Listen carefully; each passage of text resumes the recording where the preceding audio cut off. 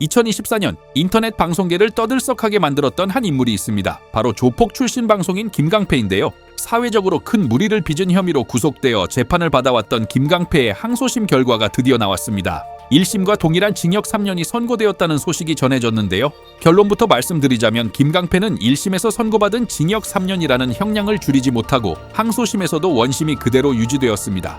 재판부는 관련 범죄의 해악을 고려하면 원심의 형은 결코 무겁지 않다며 항소를 기각했는데요.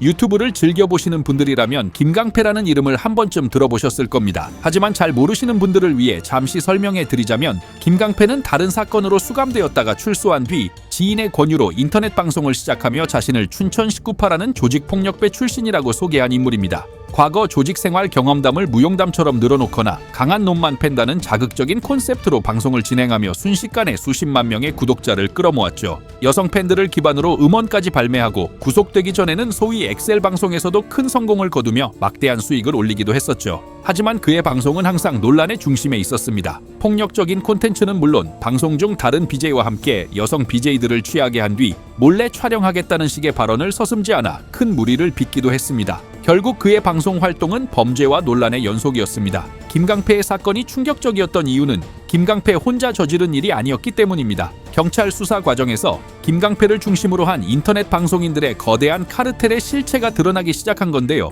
김강패와 함께 불미스러운 일에 연루된 인물 중에는 다수의 팬을 보유한 유명 BJ 세야 역시 포함되어 있었습니다. 당시 언론 보도에 따르면 이들은 여러 명의 여성 BJ들과 함께 모여 매우 부적절한 행위를 하고 심지어 문란한 사생활을 가졌다는 의혹이 제기되기도 했습니다. 이 소식이 전해지자 당시 김강패와 합동방송을 자주 진행했던 여러 여성 BJ들의 이름이 거론되었고 이들 중 일부는 나는 관련 없다며 직접 관련 검사를 받는 등 적극적으로 해명에 나서기도 했죠. 수사는 여기서 그치지 않았습니다. 방송에 출연하지는 않았지만 김강패와 친분이 있던 지인들 그리고 방송에 몇 번 얼굴을 비추다 BJ로 데뷔했던 일부 남성 BJ들까지 줄줄이 경찰 조사를 받은 것으로 알려졌습니다. 이 사건은 일부 인터넷 방송인들의 어두운 이면이 어디까지 뻗어 있는지를 짐작하게 만드는 계기가 되었습니다.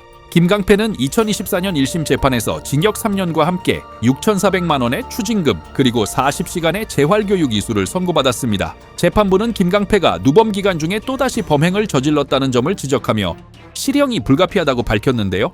여기서 주목해야 할 부분이 있습니다. 바로 판결문에 담긴 양형 참작 사유입니다. 재판부는 김강패가 수사 과정에서 공범들과 공급책에 대해 구체적으로 진술하며 수사에 협조한 점을 형량을 결정하는 데 일부 고려했다고 밝혔습니다. 과거 건달은 의리를 외치던 모습과는 정반대로 자신의 형량을 줄이기 위해 관련자들을 모두 털어놓은 것이 아니냐는 세간의 비판이 어느 정도 사실로 드러난 셈이죠. 이후 김강패는 형량이 무겁다며 항소했지만 2025년 9월 항소심 재판부 역시 원심의 판단을 그대로 유지하며 그의 항소를 기각했습니다. 이 사건으로 인해 김강패의 유튜브 채널과 아프리카 TV 계정은 모두 영구 정지되었습니다. 김강패가 구속될 당시만 해도 아프리카에서 징역은 훈장이다.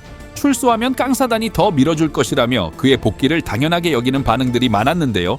일단 아프리카 TV로의 복귀는 불가능해진 상황입니다. 아마도 출소 후에는 신태일의 사례처럼 유튜브 라이브나 다른 플랫폼을 통해 방송에 복귀하지 않을까 예상됩니다. 김강패가 구속되기 전까지 그의 방송은 그야말로 날 것 그 자체였습니다. 강한 놈만 팬다는 채널 이름처럼 다른 방송인들과 신경전을 벌이는 등 음지에서나 가능할 법한 콘텐츠들을 버젓이 방송으로 송출하며 많은 팬들을 끌어모았죠. 특히 소위 건달 세계에서는 넘지 말아야 할 선을 넘는 것을 가장 수치스러운 일로 여기는 분위기가 있다고 합니다. 그런 짓을 하는 게 건달이냐며 무시당하기 일쑤라는 건데요. 그런 점에서 김강패의 이번 사건은 그가 방송에서 보여주었던 강한 남자라는 콘셉트마저 스스로 무너뜨린 가장 어리석은 선택이었다고 볼 수 있습니다. 이제 3년이라는 수감 생활을 마친 뒤 김강패는 과연 어떤 모습으로 돌아올까요?